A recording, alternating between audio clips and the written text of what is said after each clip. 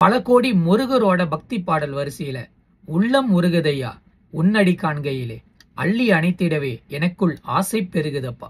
இந்த பாடலை கேட்டா கண்டிப்பா நம்ம மனசுக்குள்ள இருக்கிற முருகருக்கு கண்ணீரால அபிஷேகம் செஞ்சு அன்பாலே நம்மளுக்கு அவர் ஆராதனை எடுக்கிற மாதிரி தான் இருக்கும். ஏன்னா அவ்வளோ உருக்கமான ஒரு பாடல், மனசுக்கு நெருங்கின பாடல். இந்த பாடலை கேட்டா கண்டிப்பா ஒரு நிமிடம் நின்று முருகரை நல்லா தரிசிச்சு மனசார வேண்டி அவங்களோட காரியத்தை தொடங்குவாங்க. அந்த மாரி இம்பாக்ட்ஃபுல்லான பாடல் படிச்சது யாரு பார்த்தோமா, டி.எம். சௌந்தரராஜன். இந்த பாடலுக்கு ஒரு பின்னணி இருக்கு, அது ஒரு பெரிய வரலாறு இருக்கு. இந்த பாடல் டி.எம். சௌந்தரராஜன் எழுத கிடையாது, அவர் சார்ந்தவங்களும் எழுத கிடையாது. கீர்த்திகைக்கு பழனி மலைக்கு போற வழக்கம் இருக்கு டி.எம். சௌந்தரராஜனுக்கு. அப்போ ஒரு சிறியவன், அவர் தங்கி இருக்கிற இடத்துல ஒரு சிறியவன் இந்த பாடல் படிக்கிறார். இந்த பாடலை கேட்ட அவரு, இந்த பாடல் ஏன் இவ்வளோ ஈர்ப்பா இருக்கு, இவ்வளோ எளிதா இருக்கு, இவ்வளோ மென்மையா இருக்கு, இந்த பாடலுக்குள்ள இருக்கிற ஏதோ ஒரு உயிரோட்டம் இருக்கு, அதை புரிஞ்சு இருக்கிறதுக்காக அந்த பையனை கூப்பிட்டு வச்சு இந்த பாடலோட வரிகள்லாம் எடுத்து, உனக்கு எங்க கிடைச்சிச்சு, யாரு சொன்னா, இந்த இந்த நோட்ஸில் தான் படிக்கிறோம், இந்த தாளத்தில் தான் படிக்கணும், இந்த ஜதியெல்லாம் படிக்கணும், எப்படி உனக்கு தெரியும் சொல்லி அதுக்குண்டான விளக்கங்கள்லாம் கொடுத்தாரு. பிறகு அந்த பாடலை அவரோட முருகர் பக்தி பாடல் வரிசையில வெளியாக்குனாரு. அந்த ட்ராக் 3வது ட்ராக்கா இருக்கும். அந்த ட்ராக் சரியான ஹிட்.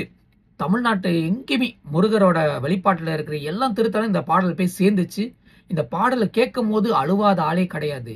மனசுல வேண்டி, முருகா நீ வேற இடத்துல இல்லை, என் மனசுக்குள்ளதான் இருக்குன்னு சொல்ற மாரி இந்த பாடலோட ஈர்ப்பு இருக்கும்.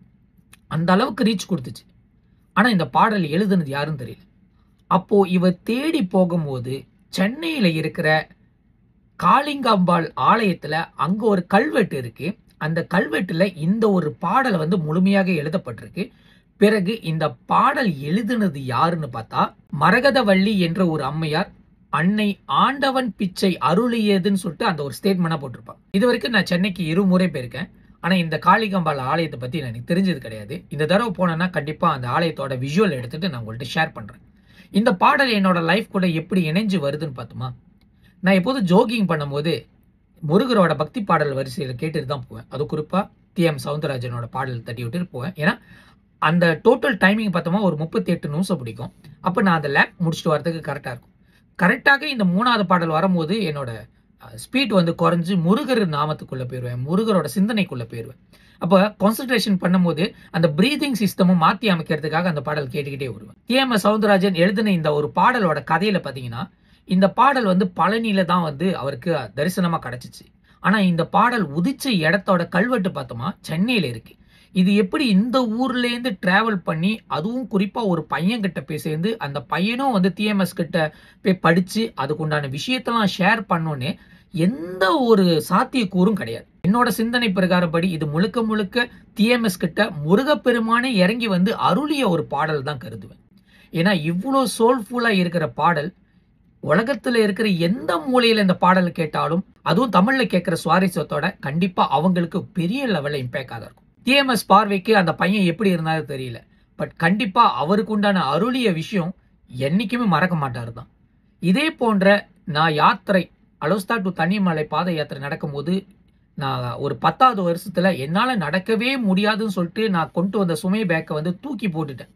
இதுக்கப்புறம் ஒரு அடி எடுத்து வைக்க மாட்டேன் முருகா, நான் கிளம்பி போறேன். அந்த நம்பிக்கை விடுற அந்த ஒரு தருணம் இருக்கும், ஒரே ஒரு செகண்ட், ஃப்ரெஷர் செகண்ட் இருக்கும்ல, அந்த தருணத்துல தூரத்துலேருந்து ஒரு பையன் ஓடி இந்த கையை பிடிச்சான்.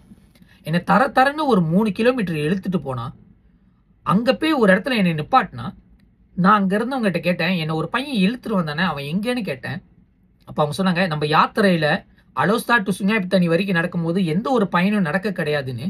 எனக்கும் அப்போ சிந்தனையில எட்டல. நான் தேடி தேடி பார்க்குறேன், அந்த மாரி ஒரு பையனும் இல்லை, அந்த மாரி யாரும் கிடையாது.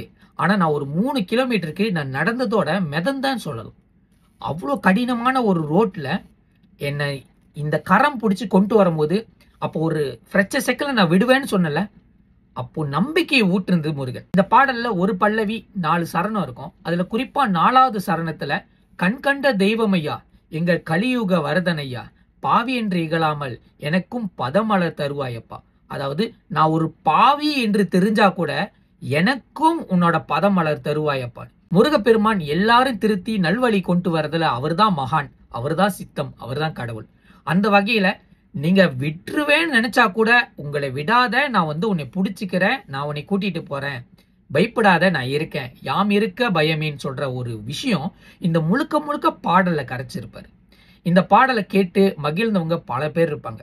அப்படி நீங்க ஒரு ஆளா இருந்தீங்கன்னா கீழே இருக்க கமெண்ட் செக்ஷன் தெரிவிங்க. இந்த பாடல் தேடி போய் இன்னொரு தடவை கேளுங்க. உள்ளம் முருகுதையா முருகா உன்னடி காண்கையிலே அள்ளி அணைத்திடவே எனக்குள் ஆசை பெருகுதப்பா முருகா உள்ளம் உருகுதையா.